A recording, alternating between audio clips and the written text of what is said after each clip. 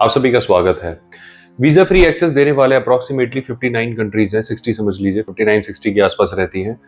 तो ये पिछले 4-5 साल से अगर आप देखेंगे, बल्कि थोड़ा सा और ज़्यादा करें, अगर 10 साल कह दें, तो ये रेशियो 50 और 60 के बीच में ही रहता है। यानी 50 से 60 कंट्रीज जो है इंडियन सिटीजन्स को वीज़ा फ्री एक्सेस देती होती हैं।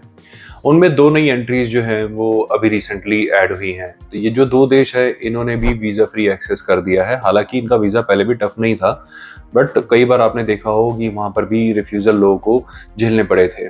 तो ये जो 2 देश हैं, ये है श्रीलंका एंड थाईलैंड। श्रीलंका के लिए ई-वीज़ा पहले से ही था और वीज़ा ऑन अराइवल भी वो दे रहा था। थाईलैंड जो है वो स्टिकर वीज़ा दे रहा है और साथ में वीज़ा ऑन अराइवल दे रहा था। तो थाईलैंड के लिए स्टिकर वीज़ा अभी भी अवेलेबल हैं, वो डिसमेंटल नहीं किए गए हैं, एज़ ऑफ नाउ तो नहीं किए गए हैं, फ्यूचर में अगर कर दिया जाए तो अलग बात है।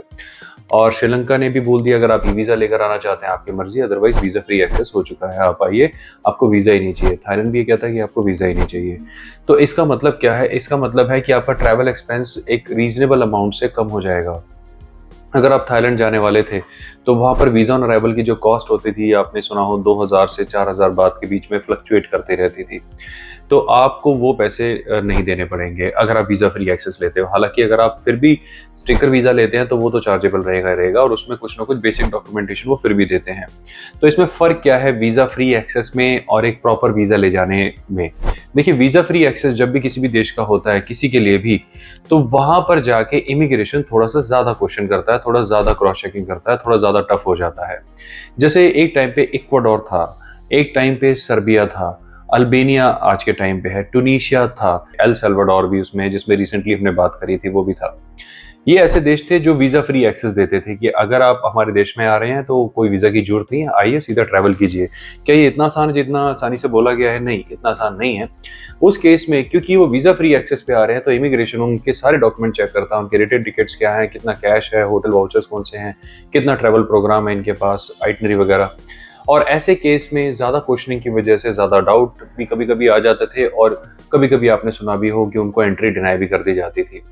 तो यहाँ पर अगर वीज़ा फ्री एक्सेस श्रीलंका या थाईलैंड करते हैं, तो आपको बस इमिग्रेशन की तैयारी करके जाना है और कुछ नहीं है। इमिग्रेशन में थोड़ा-सा ध्यान रखना है, दैट्स इट। उसके अलावा ऐसा कुछ नहीं है।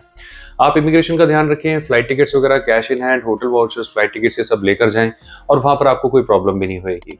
आप अगर श्रीलंका जा ही रहे हैं, तो चाहें तो मालदीव्स को क्लब कर सकते हैं, अगर चाहें तो। अदरवाइज़ लोग जो है श्रीलंका के साथ सिंगापुर को भी क्लब करते हैं, ये बहुत फेमस है। श्रीलंका और सिंगापुर की जो आइटिनरी है इंडिया से काफ़ी फेमस है। यहाँ से इंडिया से श्रीलंका जाते हैं, श्रीलंका से सिंगापुर जाते हैं और वापस इंडिया आ जाते हैं। अगर आप इसी आइटिनरी को कंटिन्यू करना चाहते हैं, तो इसको भी कर सकते हैं। और अगर कोई सेकंड आइटिनरी के बारे में आप बताना चाहते हैं, तो कमेंट बॉक्स में उसे बता सकते हैं। थाईलैंड के साथ साइमल्टेनियसली काफ़ी सारी कंट्रीज़ को क्लब किया जा सकता है। कंबोडिया को क्लब किया जा सकता है, उसके साथ वियतनाम है, साउथ में अगर आप जाएँगे तो मलेशिया है और साउथ में जाएँगे तो नेचुरली सिंगापुर भी है। तो ये सारी चीज़ें आप थाईलैंड के साथ भी क्लब कर सकते हो। तो ये सारी डिटेल्स थी जो मैं आपको बताना चाह रहा था। अगर वीज़ा फ्री एक्सेस हो, वीज़ा ऑन अराइवल हो या फिर ई-वीज़ा हो, जैसे-जैसे जिस-जिस देश के लिए ज़्यादा होते चले जाते हैं, उनकी पासपोर्ट रैंकिंग थोड़ी-थोड़ी बढ़ती चली जाती है। तो पीछे जैसे काफ़ी सारे स्टेट्स ने वीज़ा फ्री एक्सेस बंद कर दिया था इंडिया के लिए, ट्यूनीशिया हो गया या इक्वाडोर हो गया या सर्बिया हो गया।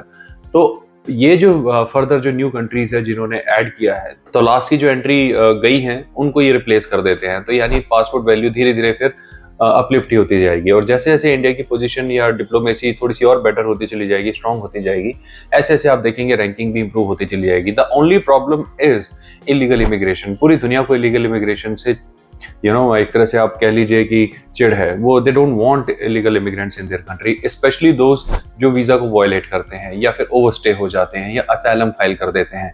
तो जब भी ये वीज़ा की पॉलिसी स्ट्रिक्ट की जाती है, ये उन कंट्रीज़ के लिए ज़्यादा स्ट्रिक्ट की जाती है जिनका डिफ़ॉल्टिंग रेट ज़्यादा होता है। इसलिए कभी भी इल्लीगल मीन से कहीं पर भी जाने का कभी ना सोचें, क्योंकि there are several legal ways where you can travel the world, you can see the world. तो इल्लीगल वेज़ में जाना अपनी प्रोफाइल को भी खराब करने जैसा होता है। तो मुझे उम्मीद है इस वीडियो से आपको काफ़ी इन्फॉर्मेशन मिली होगी और भी काफ़ी जानकारी के साथ फिर मिलेंगे। Bye bye.